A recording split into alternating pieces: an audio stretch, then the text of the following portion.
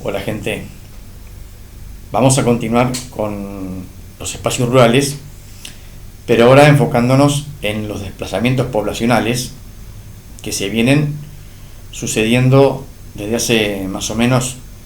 250 años entre el campo y las ciudades, pero que cambian sus características y se intensifican en las 4 décadas recientes. En primer lugar, recordemos que el proceso de urbanización se inicia en los países desarrollados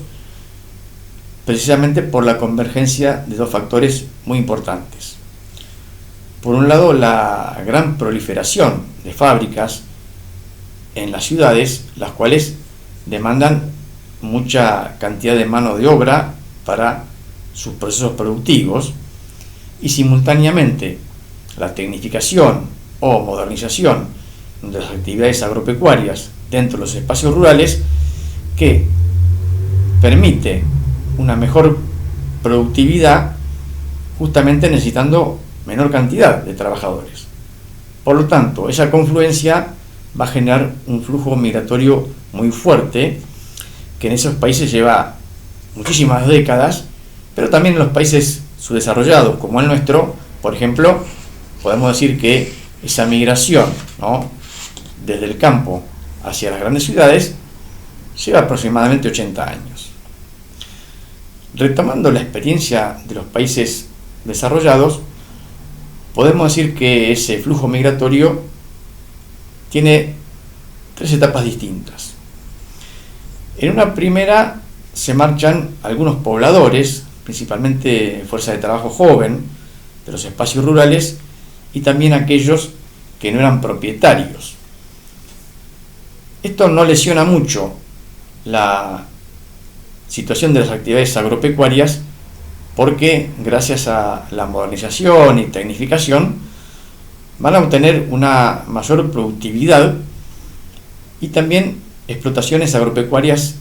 más grandes que pueden combinar de manera más racional los factores de producción, es decir, tierra, capital y trabajo. Pero en esta primera etapa siempre los mejores salarios que ofrecían las industrias y los servicios en los ámbitos urbanos generaban una fuerte presión para que aumente ese flujo migratorio. Luego, en una segunda etapa, y debido a las crisis de las actividades en las ciudades, principalmente en las industrias, que por su nueva aplicación de procesos productivos ya no necesitan tanta cantidad de mano de obra, y por otro lado los servicios o actividades terciarias no necesitan tantos trabajadores, el flujo migratorio desde los espacios rurales hacia los espacios urbanos disminuye. Ya sé, menor, no desaparece. Incluso se dan situaciones de retorno, ya que los ingresos que se podían obtener en las actividades urbanas no eran muy diferentes a aquellos que se podían lograr trabajando en las explotaciones agropecuarias que se daban dentro de los espacios rurales, de los cuales eran originarios muchos trabajadores. Y posteriormente sí, una tercera etapa donde ya la migración desde los espacios rurales se hace más fuerte, en gran cantidad, principalmente de la población económicamente activa, dejando casi con exclusividad a las personas mayores o maduras en muchos espacios rurales, en los cuales cayó mucho su productividad. Pasando a lo que se viene verificando en las últimas décadas y que tiene que ver también con desplazamientos poblacionales, muchos de ellos, por supuesto, relacionados con las actividades y los diferentes usos del suelo en los espacios rurales, podemos decir que se genera esta teoría de despoblación, rurbanización, en un marco espacial con importantes y permanentes transformaciones. Esta teoría, que muchos también denominan como urbanización del campo, tiene 5 componentes. El primero, lógicamente, es el de la despoblación, que obedece más o menos a los factores ya explicados y tiene que ver con la mecanización del agro, la mayor fuerza de las industrias, la ventaja respecto de los sueldos obtenidos en las actividades urbanas, lo cual favorece principalmente esa migración de fuerza de trabajo joven, dejando en los espacios rurales mayormente a las personas maduras y jubilados, pero que también va a provocar una concentración respecto de las explotaciones agropecuarias, las cuales van a trabajar con menor cantidad de agricultores de mediana edad, quedando la gente mayor o gente madura abocada a algunas tareas o actividades marginales o de menor productividad. Otro componente se llama la nueva población. Esto se produce en franjas cercanas a las ciudades, es decir, con bastante buena conectividad según las vías de circulación, y está conformada esta nueva población por familias jóvenes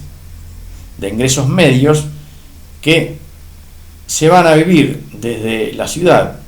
hacia estas franjas antiguamente rurales, donde constituyen una residencia secundaria o una única residencia, como les decía, en esos lugares cercanos que pasan a llamarse como pueblos dormitorios o áreas de conmutadores. Recordemos que los conmutadores son estas personas que deben desplazarse desde su vivienda a su lugar de trabajo, es decir, de una franja antiguamente rural hasta el núcleo urbano, cotidianamente, en lo que llamamos movimientos pendulares. Esta gente denominada nueva población, ¿no?, familias jóvenes con hijos,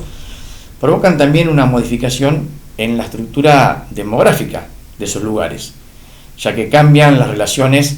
por edades, por sexos y por estados civiles. Y también en los aspectos socioculturales generan modificaciones, ya que estos nuevos habitantes son participativos, se van integrando, en muchos casos pasan a tomar el control de algunas instituciones locales, pero siempre dentro de una integración. Por otra parte, aparecen nuevas actividades industriales o de servicios, con lo cual disminuye la cantidad de suelo urbano dedicado a los usos de actividades agropecuarias. Y respecto de los hábitos y comportamientos, lentamente comienzan a imponerse aquellas costumbres que son propias de estas familias urbanas de ingresos medios. Estos desplazamientos, para ubicarlos con mayor facilidad, podemos decir que se dan dentro del continuo urbano regional o la estructura urbana regional. Es gente que pasa de las ciudades y tiene esa residencia secundaria o nueva vivienda en el periurbano o en el semiurbano, es decir, bastante cerca y con buena accesibilidad gracias a las vías de circulación. Otro componente se llama la repoblación. Esta ya no se va a dar en el periurbano, sino que se va a dar más bien en el semirural, también en algunos casos en el semiurbano, pero es otra franja de población. Son personas maduras, mayores, jubilados o comerciantes retirados que se radican de manera permanente o a veces estacional, pero durante muchos meses, cuando es estacional,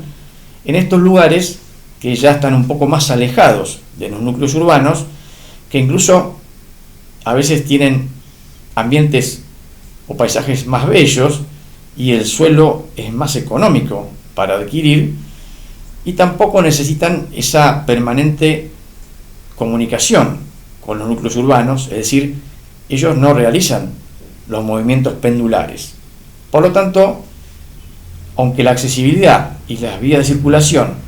no sean tan ágiles, esta población ya se radica ahí. De todas maneras, lo que es distinto es que estos nuevos pobladores, mayormente gente mayor, son más tranquilos, más pasivos y no se van integrando tanto con la población original de esos espacios rurales. Es decir, que cada uno continúa con sus hábitos y sus costumbres, ¿no? En lo cuanto a las actividades, comienzan a radicarse, gracias a esta repoblación, servicios diferentes, muchos de ellos abocados a atender las necesidades que estos pobladores anteriormente urbanos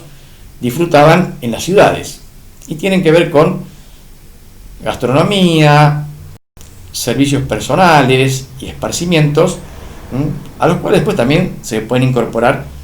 los pobladores originarios de esos lugares rurales que ahora se pueden considerar como de transición. Otro componente se llama la sustitución de población, y esto se va a generar en lugares que pueden estar más o menos alejados de los núcleos urbanos. Y esto tiene que ver porque se producen situaciones convenientes respecto de lugares con condiciones naturales atractivas o instalación de fábricas o enclaves de producción mineral o actividades turísticas, como podría ser en nuestro país, ¿no? Los centros termales o la instalación de alguna fábrica o una explotación mineral importante, la cual va a hacer trasladar bastante cantidad de población, pero no es población en general ni de algunas edades en especial, sino que va a ser una población que va a estar constituida por trabajadores y comerciantes, pero que conozcan mucho ese rubro. Es decir, gente de la construcción, trabajadores de hostelería, empleados de distintos oficios que son requeridos para ese lugar y para esas nuevas producciones, ya sean de servicios, turísticos, de recreación o industriales o minerales, con lo cual vamos a tener un gran cambio en la conformación demográfica de ese lugar. Más que nada porque muchas veces también los pobladores originarios se retiran o venden sus propiedades porque saben que van a perder esa tranquilidad de la cual disfrutaban hasta ese momento. Ahí vamos a tener ya un cambio muy distinto, que no podemos caracterizar hasta mucho tiempo después respecto de los hábitos socioculturales. Y el quinto componente se denomina como el predominio de población agraria, y se da principalmente en aquellas zonas, ¿no?, de predominio de actividades rurales, ¿no?, dentro de la estructura urbana regional, porque tenemos agricultura, pero grandes extensiones donde se cultivan cereales, oleaginosas o ganadería especializada, es decir, genética, cría y engorde, con producciones de mucha rentabilidad, las cuales no necesitan demasiada transformación porque invierten, y además ese suelo generalmente es muy bueno, muy fértil y muy caro, por lo tanto no hay emprendimientos inmobiliarios o instalación de parques temáticos porque les saldría mucho más caro. Entonces ahí predomina las características y las costumbres de la población o la sociedad rural, y se puede marcar una diferencia entre los pueblos cerrados, donde hay explotaciones más amplias, más grandes, y la mayoría son propietarios, aunque algunos son trabajadores, ¿no? También hay algunas situaciones de pobreza, y aquellos pueblos un poco más abiertos, donde las propiedades no son tan grandes, no hay tantas explotaciones agropecuarias, y sí comienzan a haber otras actividades de artesanías, instalaciones de algunas industrias y servicios, con lo cual ahí hay más movilidad, pero como les decía, hay menos propietarios, pero menos situaciones de desempleo. Incluso cuando en los pueblos cerrados necesitan trabajadores, recurren a estos pobladores de los pueblos abiertos. Bueno, gente, hasta ahí este tramo. Será hasta la próxima. Saludos.